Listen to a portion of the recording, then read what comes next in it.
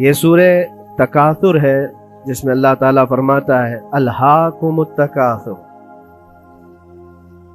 بہت زیادہ چیزیں جب کسی کو مل جاتی ہیں تو غافل ہو جاتا ہے. تکاثر کہتے ہیں حد سے زیادہ کوئی چیز ہو جائے، چاہے وہ مال ہو، دولت ہو، دنیا ہو، جائیداد ہو، جس طرح کی بھی کوئی چیز ہو، خواہشات ہو، جب حد سے زیادہ ہو جاتی ہیں تو آدمی کو غافل بنا دیتی. الہاکم التکاثر، اسی سورے میں اللہ تعالیٰ نے فرمایا پھر یاد رکھو ہر نعمت کے بارے میں تم سے سوال کیا جائے گا. میرے عزیزوں، سب سے پہلے ہم سب کو یہ چاہیے کہ دنیا تو نئے سال کے آنے کے جشن کی تیاریوں میں ہے. گناہوں کے اڈے سجائے جا رہے ہوں گے، لوگ ادھر سے ادھر سفر بھی کر رہے ہوں گے، اہتمامات کر رہے ہوں گے، لوگ ایک نئے سال کے استقبال کی تیاریاں کر رہے ہیں. لیکن ایک مومن بندے کو یہ چاہیے کہ اس کے گزرے ہوئے سال کا وہ حساب بھی تو کر لے. حاسبوا قبل ان تحاسبوا، یہ فرمایا گیا ہے کہ اپنا حساب تم خود کر لو اس سے پہلے کہ اللہ تمہارا حساب لے لے. ہمارے گزرے ہوئے سال کے اندر کتنے دھکے کھائے، کتنی ٹھوکریں کھائی، کیا کیا نقصانات اٹھائے. سب سے بڑی بات تو یہ ہے کہ ہم نے کتنی عبادتیں کی، کتنی ریاضتیں کی، کتنی نمازیں ہماری ضائع ہوئی. یہ اگر محاسبہ کر لے انسان تو شاید ہو سکتا ہے آنے والا نیا سال اس کا بہتر طریقے سے استقبال ہو سکے. لیکن اگر صرف جشن کی تیاریاں کرتا ہے اور ہر نئے سال میں وہ اسی طرح کے دھوم دھڑاکوں سے داخل ہوتا ہے تو گزرے ہوئے سالوں کی غلطیاں اسے کبھی یاد نہیں آتی. اللہ تبارک و تعالیٰ قرآن پاک میں فرماتا ہے کہ تم سے ہر نعمت کے بارے میں پوچھا جائے گا، ہر نعمت کے بارے میں پوچھا جائے گا. حدیث پاک میں ہے، نبی کریم صلی اللہ تعالیٰ علیہ وسلم فرماتے ہیں کوئی انسان قیامت کے میدان سے اس وقت تک اپنا پیر نہیں ہٹا سکتا جب تک 5 سوالات اس سے نہ کر لیے جائیں. 5 سوالات میں سب سے پہلا سوال کیا ہوگا؟ اللہ تعالیٰ یہ پوچھے گا کہ میں نے تجھے جوانی دی، تو نے کہاں کہاں خرچہ کیا. یہ پہلا سوال ہے. اور محدثین و مفسرین فرماتے ہیں کہ ایک سوال کے جواب میں بندے کو 500 سال بھی لگ سکتے. اپنی صرف جوانی کا حساب دیتے دیتے کسی کو 500 سال، کسی کو 700 سال لگ جاتے. باقی کے جو 4 سوالات ہیں وہ بعد میں ہیں. اللہ نے صحت عطا کی تو اس کا استعمال کیسے کیا، دولت عطا کی تو اس کا استعمال کہاں کیا. صرف جوانی کا جواب دینے میں جب 500 سال لگ جاتے ہیں تو پوری زندگی کا حساب کیا دے پائے گا. اسی لیے میرے عزیزوں، جس کے پاس آج جوانی ہے یا گزر چکی ہے وہ غنیمت جانے، ایک ایک لمحے کو غنیمت جانے. اور ایک حدیث پاک میں آپ کو بتاتا ہوں، اللہ کے حبیب صلی اللہ تعالی علیہ وسلم فرماتے ہیں 5 چیزوں کو 5 چیزوں سے پہلے غنیمت جانو. اس میں سے 2-3 میں ذکر کرتا ہوں.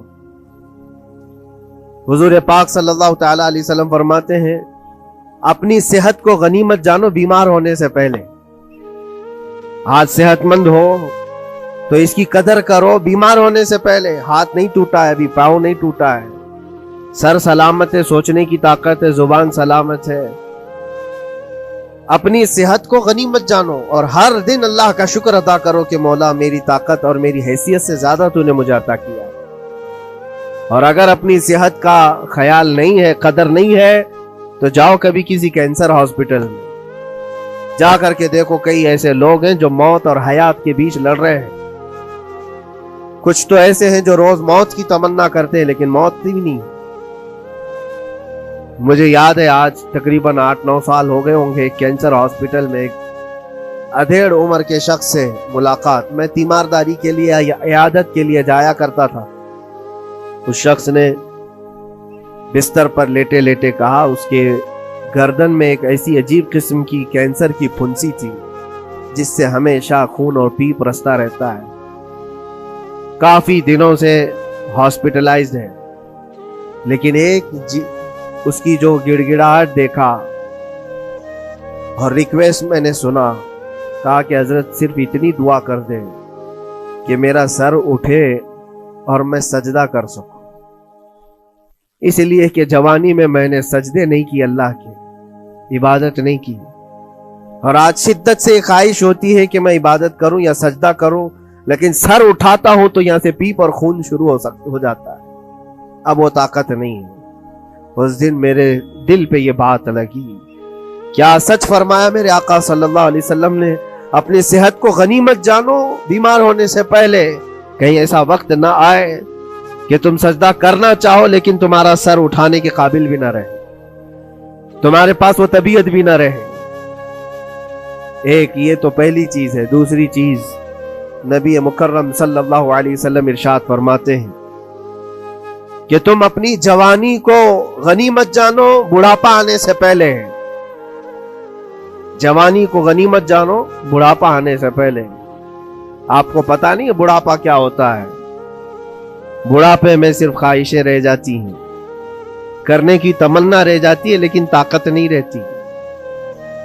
بڑھاپے کے اندر اعضاء ڈھیلے ہو جاتے ہیں، نہ وہ صحیح ڈھنگ سے پوری عبادت کرنے کے قابل رہ جاتا ہے، بلکہ وہ سوچتا رہ جاتا ہے کہ کاش میں اپنی جوانی میں اتنی نمازیں پڑھ لیا ہوتا، اتنی تسبیح پڑھ لیا ہوتا، لیکن کر نہیں پاتا. اسی لیے اللہ کے نبی صلی اللہ علیہ وسلم نے فرمایا بڑھاپا آنے سے پہلے اپنی جوانی کی قدر کرنا.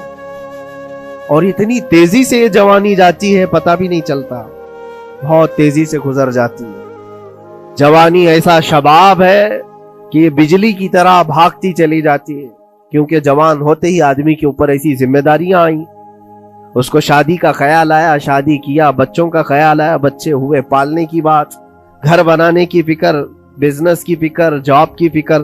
ان تمام چیزوں میں اتنا گھرا رہا کہ جوانی نکل گئی، بال سفید ہو گئے، پتہ ہی نہیں چلا، بڑھاپا آ گیا. اور اس کے بعد بڑھاپے میں اس کو احتساب کرنے کا موقع ملے تو وہ سوچتا ہے کہ میرے پاس جوانی کے اتنے سال تھے، کاش میں عبادت کیا ہوتا یا کچھ کر لیا ہوتا. لیکن ایک بات یاد رکھو، گیا وقت پھر ہاتھ آتا نہیں، سدا دور دورہ دکھاتا نہیں. سب سے قیمتی چیز دنیا کی یہ وقت ہے جو گزر جاتا ہے. آج کا جمعہ پھر ہم صدیوں بعد بھی یا جتنی بھی زندگی ہو یہ دوبارہ نہیں لے سکتے، یہ واپس نہیں آئے گا ہماری زندگی میں. پوری دنیا سر پٹک لے دوبارہ یہ جمعہ واپس نہیں لا سکتی گزر جانے کے بعد. یہ نظام کائنات ہے، وقت گزر رہا ہے. الوقت کالسیف، یہ وقت تلوار کی طرح ہے، اس کو تم کاٹ دو ورنہ یہ تمہیں کاٹے گا. تیسری چیز رسول پاک صلی اللہ تعالی علیہ وسلم ارشاد فرماتے ہیں، دو چیزیں میں نے بتایا. پہلی یہ کہ صحت کو اپنی قدر کرو، غنیمت جانو بیمار ہونے سے پہلے. دوسری چیز ہے اپنی جوانی کی قدر کرو بڑھاپا آنے سے پہلے. اور تیسری سب سے امپورٹنٹ ہے، اللہ کے نبی نے فرمایا زندگی کو غنیمت جانو موت آنے سے پہلے. پہلے والی دو چیزوں میں تو تمہارے پاس موقع تو ہے. صحت چلی گئی، بیمار ہے، لیکن بیماری میں بھی توبہ کر رہا ہے، اللہ اللہ کر رہا ہے، چلو ٹھیک ہے. جوانی چلی گئی لیکن بڑھاپا ہے، بڑھاپا میں تو اللہ اللہ کر رہا ہے، عبادت کر رہا ہے. یہ دونوں میں تو موقع ہے، لیکن زندگی ختم ہو گئی، موت آ گئی، تب پھر کیا ہے؟ موت کے بعد پھر کوئی عمل نہیں، موت کے بعد کوئی عمل نہیں. حضرت سفیان ثوری رضی اللہ تعالیٰ عنہ کی وہ بات مجھے یاد آتی ہے. ایک جنازہ جا رہا تھا اور اس جنازے کے پیچھے ایک 8 سال کی بچی روتی ہوئی جا رہی تھی. اس کے باپ کا جنازہ تھا، بہت رو رہی تھی، بہت گڑ گڑا رہی تھی.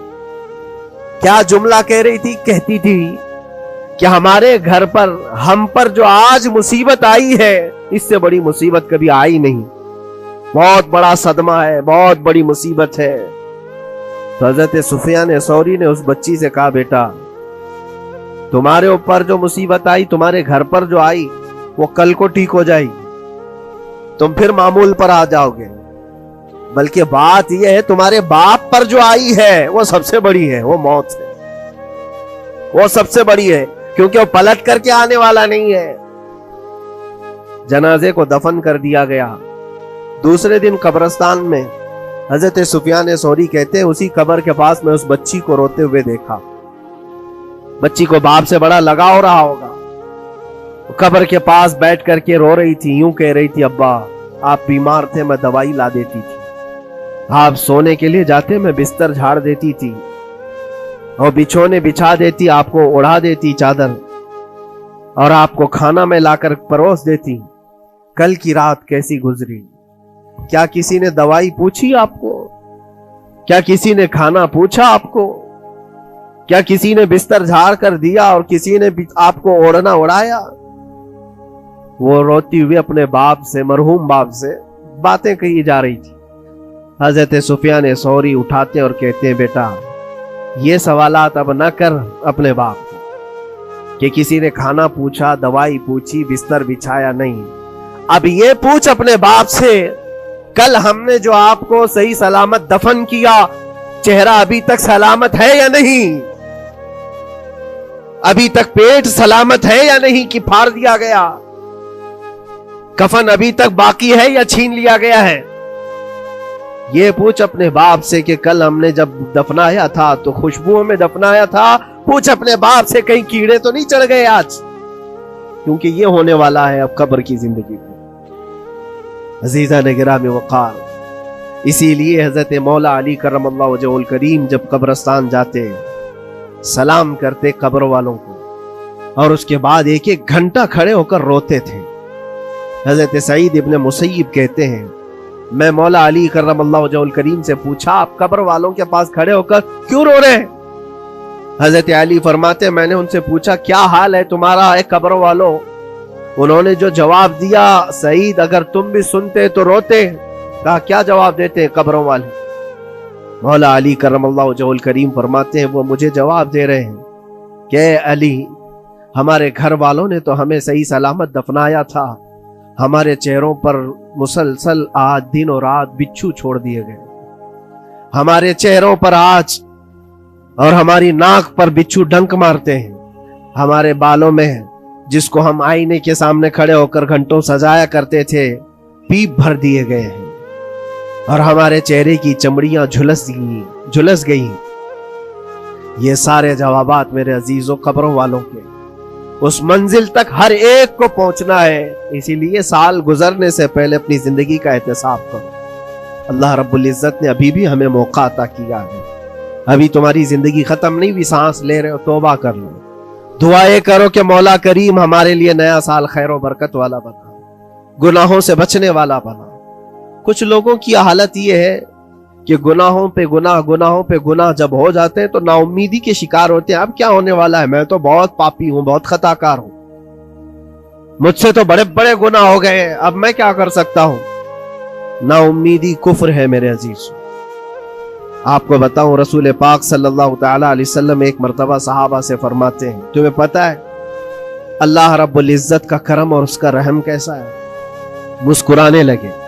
सहाबा ने पूछा, आप क्यों मुस्कुरा रहे हैं? कहा, अल्लाह तबारक व तआला फरमाता है कि सहरा में चलने वाला एक आदमी, गौर से सुनिएगा, सहरा डेजर्ट, सिर्फ रेत का मैदान, कहीं कोई झाड़ नहीं, कोई इमारत नहीं, कोई छांव लेने की जगह नहीं। कोई एक बंदा अपनी ऊंटनी पर साजो सामान रख करके चल रहा था। सहरा का सबसे बड़ा प्रॉब्लम यह होता है कि रास्ता मालूम नहीं होता, हर तरफ तो सीधा ही रास्ता दिखता है, डायरेक्शन पता ही नहीं होता, चारों तरफ से आसमान मिला हुआ दिखता है, जैसे समंदर है वैसे सहरा है। कभी अगर आपने सफर किया हो, हमने मिस्र में देखा है 200-250 किलोमीटर तक गाड़ी चलती है, एक दरख्त भी नहीं आता, एक इमारत भी नहीं आती सहरा में। रास्ते भूल जाते हैं लोग। पहले के दौर में तो कोई नेविगेशन भी नहीं था। तो कोई बंदा ऐसे जो ऊंटनी पर साजो सामान रख करके सफर कर रहा है और एक जगह थक करके सो गया सहरा में। सुनिए, ये मिसाल फरमा रहे मेरे आका सल्लल्लाहु अलैहि वसल्लम। थक करके सो गया और जैसे उसकी नींद खुली तो देखा ऊंटनी साजो सामान के साथ गायब है, कुछ भी नहीं है उसके पास। खाने पीने की जो चीजें थी, साजो सामान था, सब ऊंटनी के साथ गायब हो गया। अब वो बीच सहरा में इतना हैरान और परेशान, उठ करके तलाशने लगा। अब उसको ना रास्ता दिखाई दे, ना अपनी ऊंटनी दिखाई दे। शिद्दत प्यास की वजह से अब वो जगह जगह पानी तलाश कर रहा है, पानी भी नहीं मिलता सहरा में। मौजे सुराब जिसको कहते हैं ना, मौजे सुराब क्या है? रेत चमकती है सूरज की धूप से और इंसान को ऐसा लगता है उधर पानी है, और वहां तक पहुंचता है तो पानी नहीं होता, रेत होती। وہ اسی پانی کو تلاش کرتے کرتے صحرا میں مر جاتا ہے. صحرا میں بہت لوگوں کی موتیں ہوتی, پہلے بہت لوگ مر جاتے تھے جو راستہ بھٹکتے تھے. اب حدیث پاک میں فرمایا گیا وہ بندہ جس کی اونٹنی غائب ہو گئی, ساز و سامان بھی نہیں, ڈھونڈتا رہا پورا دن پوری رات, تھک ہار کر کے آزا جواب دے گئے. اب نہ پانی ملتا ہے, نہ کھانا ملتا ہے, نہ اپنی سواری ملتی ہے. ایک جگہ آ کر بیٹھ گیا, اپنی آخری سانسیں گن رہا تھا, کیونکہ اب آزا جواب دے گئے تھے. سخت شدت کی دھوپ, صحرا کی تپتی ہوئی زمین اور بھوک و پیاس کی تکلیف الگ. جیسی ہی وہ لیٹا اس کی آنکھ لگ گئی, اس کو لگا اب یہ میری آخری سانسیں ہیں, اب مرنے کا وقت قریب آ گیا ہے. پھر اس کی آنکھ کھلتی ہے. آنکھ کھلتی ہے تو دیکھتا ہے اس کی اونٹنی ساز و سامان کے ساتھ پاس میں کھڑی ہے, کھانا بھی بھرا ہوا ہے, پانی بھی بھرا ہوا ہے, سب کچھ ہے. اب نبی پاک صلی اللہ تعالی علیہ وسلم صحابہ سے پوچھتے ہیں, عرب والے بہت اچھی طرح جانتے تھے صحرا کا سفر کیا ہوتا ہے. پوچھتے ہیں اے میرے صحابہ بتاؤ اس بندے کو اپنی گمشدہ اونٹنی ملنے کا کتنا اچھا لگ رہا ہوگا, کتنی اس کو خوشی ہوئی ہوگی. صحابہ کہتے ہیں یا رسول اللہ صلی اللہ علیہ وسلم اس کی تو جان میں جان آ گئی, صحرا میں اپنی گمشدہ اونٹنی مل جائے, کھویا ہوا سامان, اپنی گمشدہ سواری اور پانی مل جائے, یہ تو حیات نو کی ایک بہت بڑی خوشخبری ہے اس کے لیے.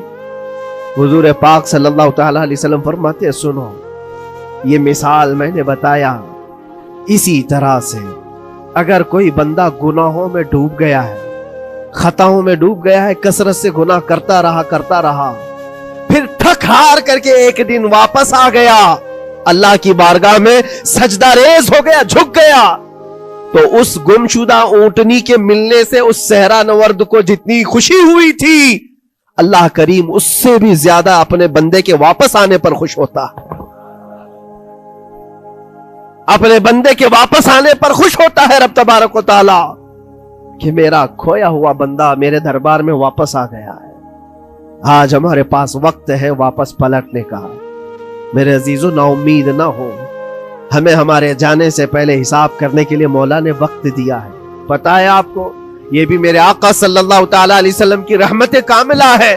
رب تبارک و تعالی سے آپ نے یہ دعا کر کے اپنی امت کے لیے اتنا وقت دلایا ہے کہ اللہ تبارک و تعالیٰ سے حضور صلی اللہ علیہ وسلم نے یوں عرض کیا کہ مولا میری امت کو توبہ کی مہلت دے, توفیق دے, مہلت دے.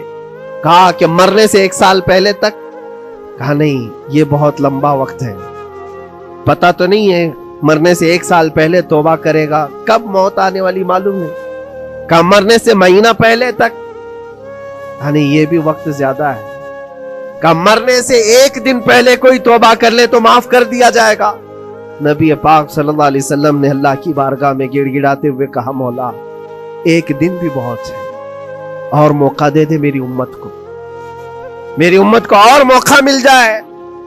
رب تبارک و تعالیٰ نے 1 دن پہلے توبہ کرنے والے کو معاف کرنے کا وعدہ فرمایا, لیکن نبی رحمت صلی اللہ علیہ وسلم نے عرض کیا کہ مولا اور بھی کم کر دے. رب تعالیٰ فرماتا ہے موت کا جو گرگرا آتا ہے, یعنی جو ہچکی آتی ہے, فرشتے نظر آنے لگتے ہیں, رب تعالیٰ فرماتا اس سے 1 منٹ پہلے بھی توبہ کر لے میں سب معاف کر دوں گا. یہ صرف رسول پاک کی اس امت کے لیے, اس امت کا خاصہ ہے. مرنے سے 1 منٹ پہلے بھی وہ آ جائے اللہ کی بارگاہ میں, مولا معاف فرما دے گا. عزیزان کرام وقار, اسی لیے میں عرض کرتا ہوں کہ وقت تمہارے ہاتھ سے نکلنے سے پہلے تم آ جاؤ اور اسی دربار میں آؤ جہاں بیٹھنے والا صدیق اکبر بنا, جس کے قدموں میں بیٹھ کر فاروق اعظم بنا, جس کی چھاؤں میں چلنے والا عثمان ذو النورین بنا, اور جس کا لعاب پاک پی کر کے حیدر کرار بنا. اس دربار میں آ جاؤ, کامیابی ہماری وہیں رکھی ہے. اللہ کریم ہمارا یہ گزرا ہوا سال, اس میں جتنے ہماری غلطیاں, کوتاہیاں, کمیاں, بیشیاں, گناہ ہوئے ہیں مولا اپنے فضل و کرم سے معاف فرما دے, اور آنے والے نئے سال کو ہمارے لیے خیر و برکت والا, ایمان و استقامت والا سال بنا دے. اسلام و سنیت کا بول بالا فرما, کفر و شرک کا منہ کالا فرما, گستاخان رسول کو تباہ و برباد فرما, شاتمان رسول پر تو عذاب علیم نازل فرما. اے رب کریم اے احسن الخالقین، مولا ہم سب کو مرنے سے پہلے سچی توبہ کی توفیق نصیب فرما۔ وآخر دعوانا ان الحمد للہ رب العالمین۔ سلام۔